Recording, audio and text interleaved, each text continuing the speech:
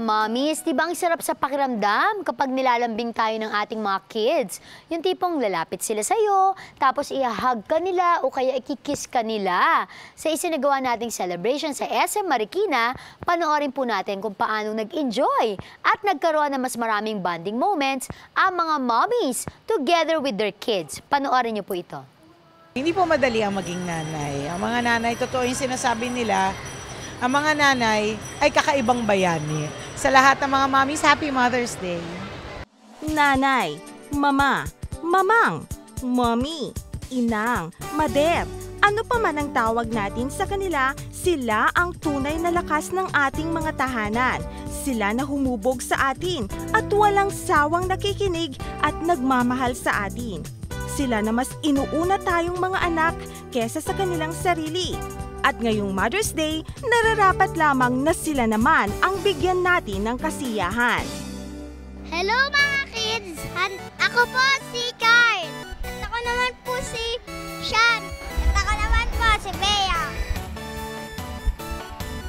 Narito po tayo sa SM Marikina para sa Marikina Moments! Ako gusto ko face painting. Ako gusto ko bungee jump. Ako gusto ko coca painting. Yay! At dahil hindi rin naman makukumpleto ang kasiyahan ng mga mommies kung hindi kasama ang kanilang mga anak, kaya dito sa Mom and Me event ng Moments ay hindi lang mga mommies ang mag-e-enjoy, kundi ang buong pamilya, lalo na ang mga kids, kagaya nila. Nandyan syempre ang pinilahan ng mga bata na bungee jumping. I came here every day for bungee. At dahil mukhang madali lang itong gawin, naengganyo naman ang mga batang subukan din ng naiibang sports na ito. Yay! Ang saya-saya ko. Gusto ko na mag-bungee jumping.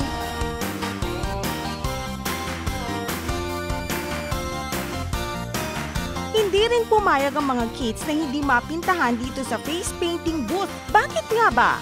I like face painting because it's cool. Nakahangad na po ng mukha. I like dinosaurs.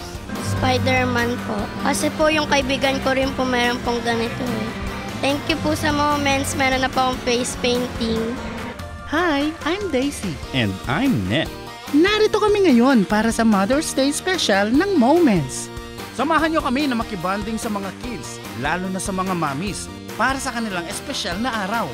Abangan nyo kung anong mga sorpresa ang inihanda namin para sa kanila.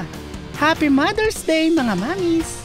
Isa sa pumukaw ng pansin ng mga kabataan dito sa Mom and Me ay sina Daisy at Nep, ang dalawang mascot na walang pagod magpasaya ng mga kids. Aba tingnan nyo kung gaano karami ang pumipila para makapagpa-picture kasama sila.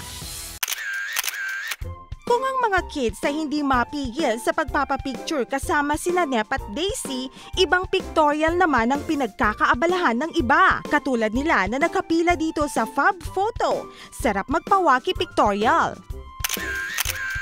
Siyempre para may memory kami ng baby ko dito dun sa event. Ay para may bonding kaming tatlo ng aking apo. Hi! Sarap naman talagang mag-enjoy kasama ang buong pamilya. Pero teka lang, ano naman kaya ang paraan nila para batiin at bigyan ng kaligayahan ang kanilang mga ina ngayong Mother's Day? Ina-embrace ko lang po siya, tapos sinasabihang I love you. Tutulong ako sa kanya. Tutulungan ko po siyang maglinis ng bahay para po hindi po siya masyadong mapapagod.